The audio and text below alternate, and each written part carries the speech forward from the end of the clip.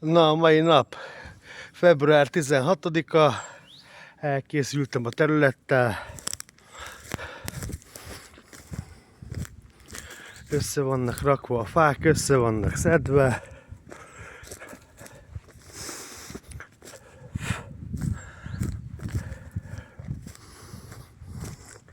Csak a pöttyözettek azok meg vannak hagyva, lehet várni a termelőket. Meg aztán hagyni kell valamennyit a ágdarálósoknak is, a gajszedőknek. Nem lehet ám mindent összedni. Ezeket majd a termelés végeztével összeszedik majd csiptetősökkel, akkor ledarálják az erőműbe.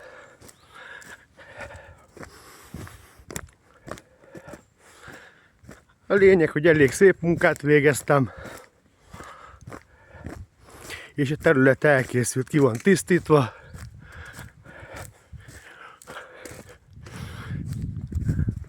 Várja a többi folyamatot.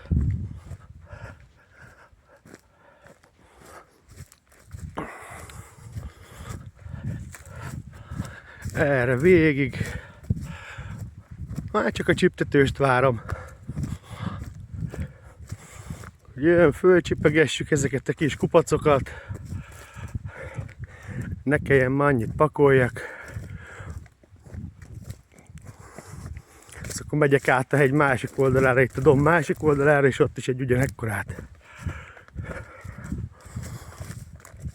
Hát ennek a dombnak a másik oldalára, nem olyan messze.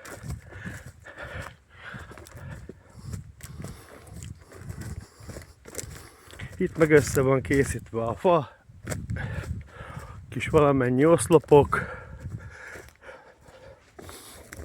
Ott vagyok lent a kocsival.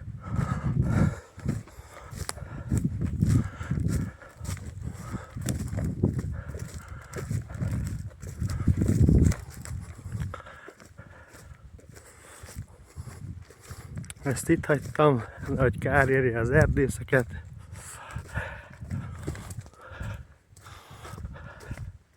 Szépen kitakarítottam amúgy. Az egész hegyoldalt itt, mind a két oldalt. Végestelen végig oda föl a hegy tetejéig. Ja.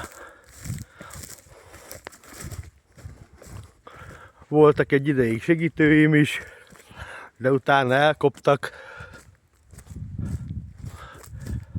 Utána ugyanúgy egyedül folytatólagosan csinálom, mint ahogy eddig is egyedül csináltam.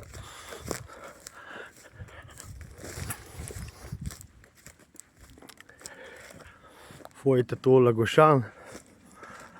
Itt vannak a kis utolsó kupacok. Ja. Itt van. Na, ennyi volt a terület. Ez az oldala.